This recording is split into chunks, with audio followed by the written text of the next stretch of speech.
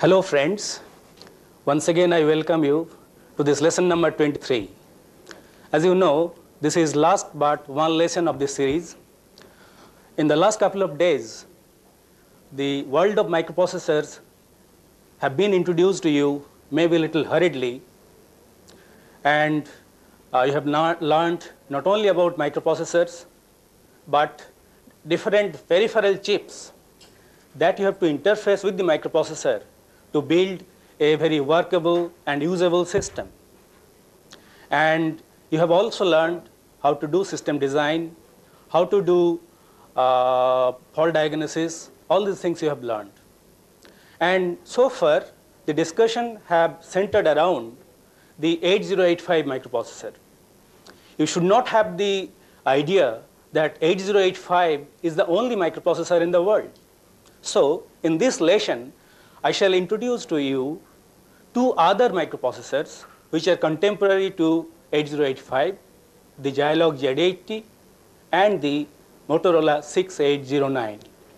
I shall also introduce to you a new breed of microprocessor known as microcontroller, and some example I shall also introduce to you.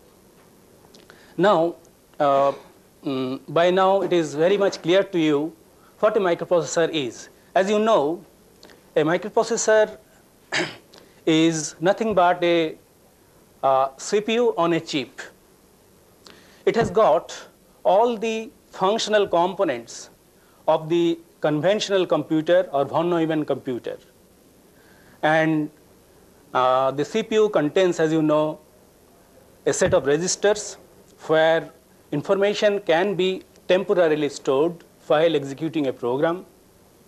It contains an arithmetic and logic unit which performs various arithmetic and logical operations. And you have got a timing and control unit. This timing and control unit is responsible for coordinating and controlling various activities. That means controlling the subsections within the CPU, as well as it is controlling various external devices like memory and input-output devices. Since a microprocessor is only the CPU, it cannot do anything on its own. To build a complete system, you must interface memory and various other input-output devices to it. To do that, you require an interface section, and this interface section essentially provides you the means of interfacing with the outside world like memory and input-output devices.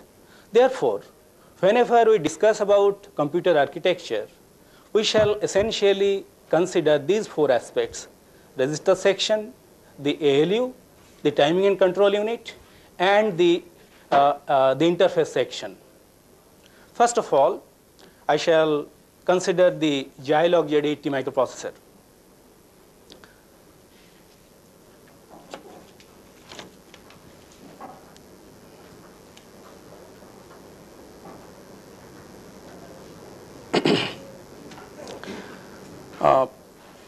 As you know, this Zilog Z80 microprocessor was developed by the same group of people who designed and developed the Intel 8080A. And also the same group of people designed and developed the Intel 8085. And as a result, these two microprocessors, the 8085 and the Zilog Z80, they have many commonalities, many similarities. And as you know, the instructions which can be executed by 8080A all can be executed by Z80 microprocessor. In other words, if there is a program written for 8080A, can be executed by Z80. Z80 has got the same set of registers which are in 8085, but more than that. First of all, as you see, there are two sets of general purpose registers along with the accumulator and the program status word. You may ask, what's the need for these two sets of microprocessors. You know that whenever a interrupt comes or whenever the microprocessor jumps to a subroutine, the context switching has to take place.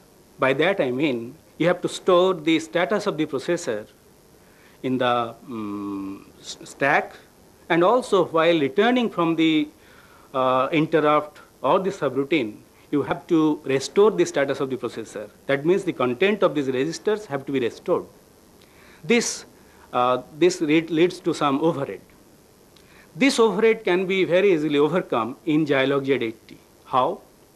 Suppose you are using this first set of microprocessor while executing the main program. And whenever you jump to the interrupt service subroutine, only thing that you have to do, you have to switch from this set to this set. You don't have to really store in the stack. Similarly, when you return from the interrupt service subroutine to your main program, simply you have to switch from the alternative set to the new set. So what it does really, essentially, it gives you a very fast context switching. Obviously, it can be limited only to level 1 because only one alternative set is available to you. There does not exist multiple alternative sets. But that too is very good. Secondly, it has got some registers which are not available in 8085 or 8080A. For example, these IX and IY. These registers are known as index registers. These index registers are very much useful in implementing a very special type of addressing mode known as indexed addressing. And using this indexed addressing, you can access arrays and all these things. And as a result, by using these with the help of these index registers, you can conveniently use indexed mode of addressing. You can search through an array of elements very easily. So this is another addition provided in Z80. Then there is another register known as interrupt vector. This interrupt vector provides you a very flexible and powerful interrupt structure with the help of which you can generate various interrupts, external interrupt addresses very conveniently, and it provides you the higher order byte of the address. The lower order byte can come from outside. Then you have got another register known as memory refresh controller. This memory refresh controller is is a special one provided only in Z80. It provides you a means of refreshing dynamic RAM interface to the microprocessor. And as a result, you don't have to use a DRAM controller or other refreshing mechanism, external hardware to refresh the dynamic RAM. Z80 provides you the built-in hardware for refreshing the dynamic RAM, and this memory refresh controller is one of the built-in features which allows you to refresh dynamic RAMs. So much so about the registers. Look at the ALU capability. The Z80 can perform all the arithmetic and logical operations done by 8080A or 8085.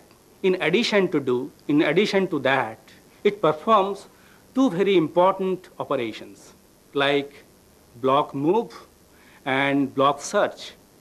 For example, if you have to transfer a block of data between one memory buffer to another memory buffer, you can do it very easily by a single instruction with the help of Z80. For that, you have to write a set of instructions in 8080A or 8085. Similarly, you can do block data transfer between memory and a IO location. Moreover, you can search the content of accumulator either in a memory buffer or from a IO location with the help of these block search operations. Then another important instruction that is provided by Z80 is bit manipulation instruction. With the help of this bit manipulation instruction, the content of a register or content of a memory location or content of a IO location can be set, reset, or tested for some value.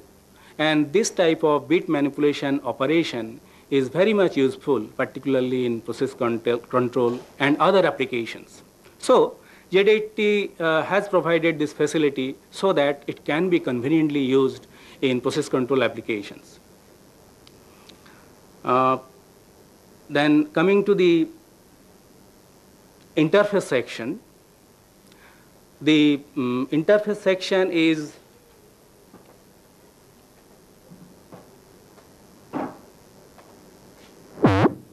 if you look at this diagram, you'll find that it has got a address bus which is non-multiplexed. In case of 8085, we have seen the address bus is multiplexed. As a result, you have to use a demultiplexer external to the 8085 to demultiplex the address bus. Here you don't have to do that.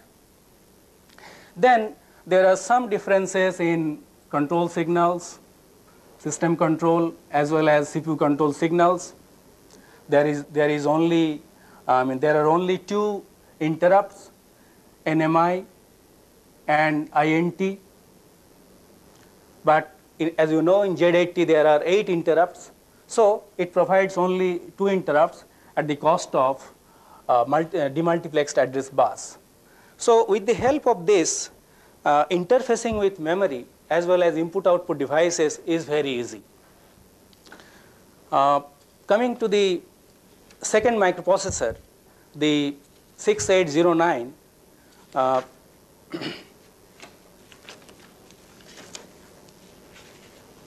let us straight away go to the register section. There is a significant difference in the philosophy of Intel series of microprocessors and Motorola series of microprocessors. As you look at the register section, there does not exist a single general purpose register. All the registers are special purpose. And another very important difference is it has got 2 accumulators, as you can see, the accumulator A and accumulator B. And these 2 accumulators can be concatenated to use it as a D register whenever you have to store 16-bit data. For example, whenever you are doing, say, addition, in fact 6809 provides you 16-bit addition, then you have to use this D register, which is a concatenation of A and B. Similarly, 6809, as we shall see, can perform multiplication, 8-bit multiplication. Obviously, the result will be 16-bit, and to store that, you have to use a 16-bit register. In that case, also, you can use this register pair A and B together to use it in the form of a D register. Then you have got 4 registers, X, Y, S, and U. All these 4 registers can be used as index registers. And not only that, 6809 provides a powerful addressing scheme, indexing, indexed, best addressing, then auto increment, auto decrement. All these things are possible by using these index registers. Then there are 2 stack pointers, as you can see, S and U. S is known as hardware stack, that is automatically used by the CPU whenever, say, there is an interrupt or subroutine call takes place. On the other hand, the user can define a stack with the help of this U register, which is also a 16-bit register. Then there is another special type of resistor in 6809 that is known as direct phase resistor or DPR. This DPR is used to provide the paged mode of addressing. As you know, 6800 microprocessor provides you the zero page addressing. And that paged mode of addressing, whenever you are using, then you require to provide only 1 byte of address, and the higher order byte is assumed to be 0. But in this case, that paged mode of addressing can be used, and you have to provide only the lower order byte. Higher order byte will be taken automatically from this direct phase register. So far as the flag bits are concerned, there is not much of differences. You have got the carry, overflow, zero, sign, interrupt, half carry, and of course I should explain this entire. This entire flag bit serves another very important function whenever that context switching is taking place, either because of interrupt or for a subroutine call. Either you can save the entire set of registers, that means all the registers A, B, and so on, program counter, or you can save only part of the registers in case of first context switching, whenever with the help of this flag bit entire. Whenever this is set, that means entire set of registers will be transferred.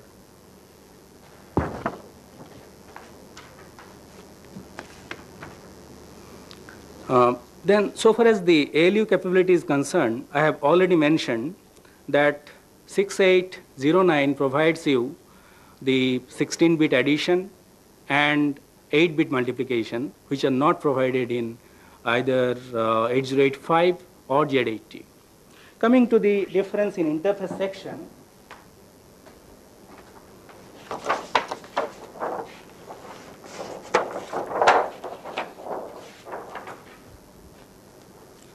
here also you see the address bus is not multiplexed.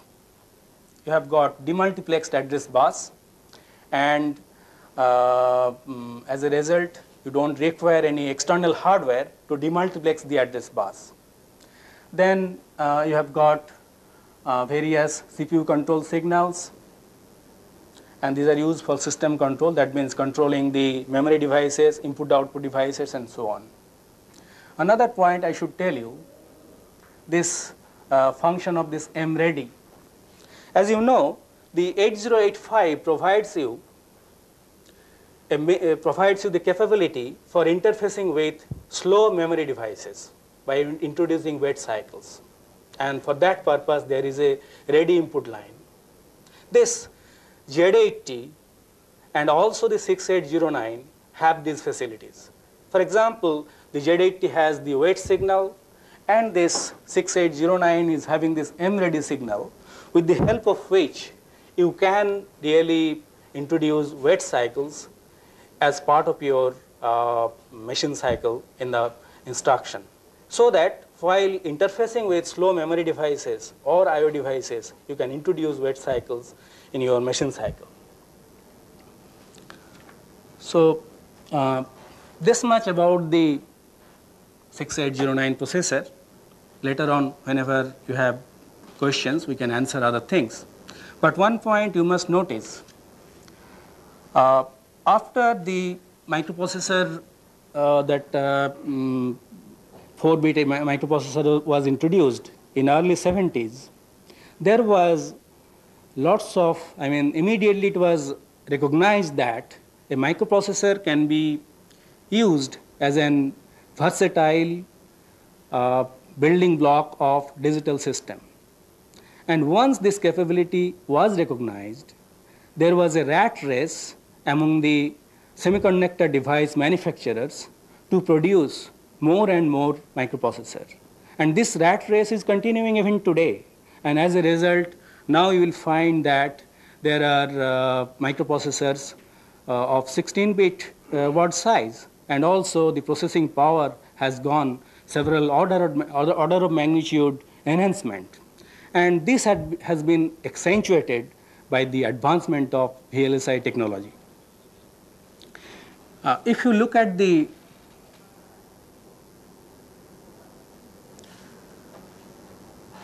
evolution tree of the microprocessors, you will find that there are two distinct branches.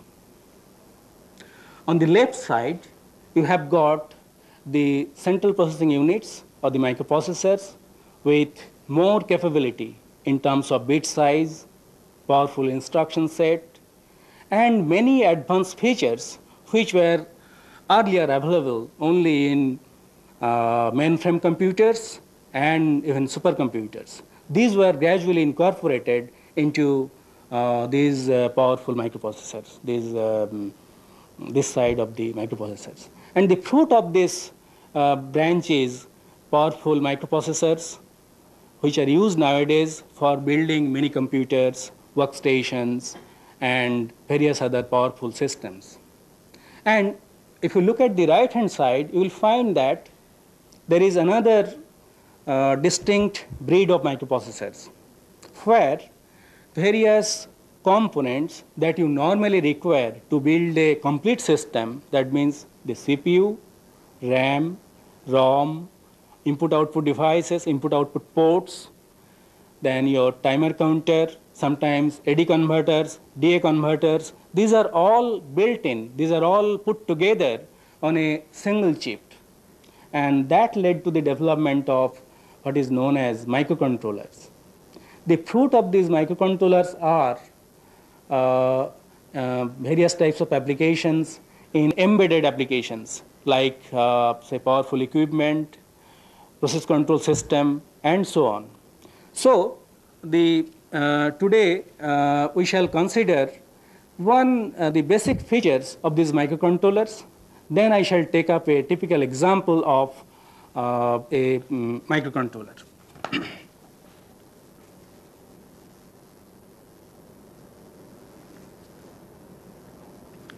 A microcontroller can be defined as a self-contained standalone microcomputer. The basic features are: it must provide on-chip oscillator so that there is no need for external hardware. A system can be built without any external hardware. It has got on-chip RAM and ROM so that there is no need for external memory. And there are a large number of general purpose registers so that most of the information can be stored inside the CPU while processing. Another distinct point, important point is most of these microcontrollers are designed based on the typical Harvard architecture, where you have got two separate buses and two separate memory, one for program and another for data. The reason being this: your program can be stored in the ROM and that need not be changed, but your data will be coming from the environment and that will continue to change, and which can be stored in RAM. Therefore, the program memory and data memory, they are isolated, and the data which is coming from the environment can be stored in this data memory. Another point is, here the orientation is towards their interaction with the environment.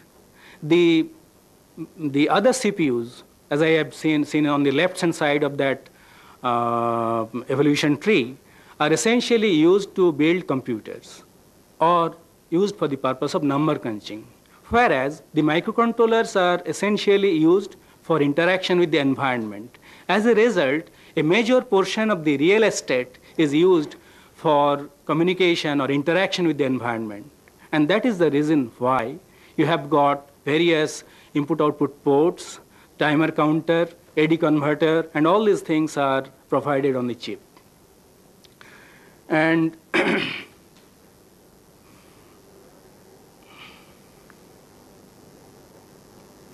then, as I was telling, a large number of special registers are provided, and usually it is also provided with memory mapped I/O, so that all the I/O operations can be done by using the instructions which are available. And they are provided with powerful interrupt structure. The reason being, they will be used for real-time applications. And in real-time applications, a very powerful interrupt structure in terms of hierarchy and also for different levels of interrupt, you require a powerful interrupt structure. And that is the reason why in these microcontrollers, the interrupt structure is very powerful. Another important feature is the watchdog timer facility. Since these microcontrollers will be used in embedded applications, there will be nobody to look up at the function of these input-output of the operation of these systems. You have noticed that whenever some transient comes or some malfunction occurs, the computer goes out of control. What you normally do, you reset the computer. What does it mean? You bring the computer back to a well-defined initial state. But whenever nobody is there, who will do that? That is being done with the help of watchdog timer. It continuously monitors whether the computer is functioning properly or not. If it is not functioning, it resets it and brings the microcomputer system back to the well-defined initial state known as reset state. Then, as I was mentioning earlier, the bit manipulation operations are very important in microcontrollers. And these are provided in all microcontrollers so that various bit manipulation operations, set, reset, and test can be done on registers, IO locations, and so on. I shall very quickly take up a typical example of microcontroller.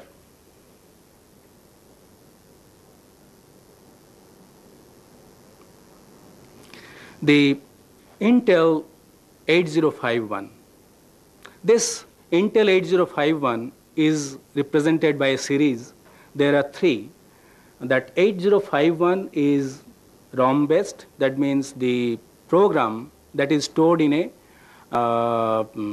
a custom programmed ROM. Then you have got the ROM-less version 8031, which can be in this case the program has to be fetched from the external RAM or ROM. Then you have got 8071. This is a EPROM version of 8051. In this case, instead of using the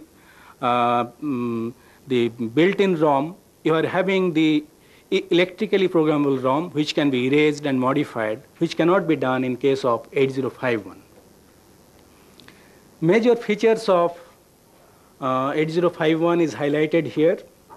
It has got 8-bit CPU, on-chip oscillator, 4 kilobytes of ROM, 128 bytes of internal RAM, then 21 special function registers, with the help of which the 32 IO lines, 34 IO lines, timer counter, interrupt, a serial data line, all these things can be controlled. Then you can have, in addition to these, 64K external data memory as well as 64K external program memory. Then you have got a special Boolean processor with the help of which you can do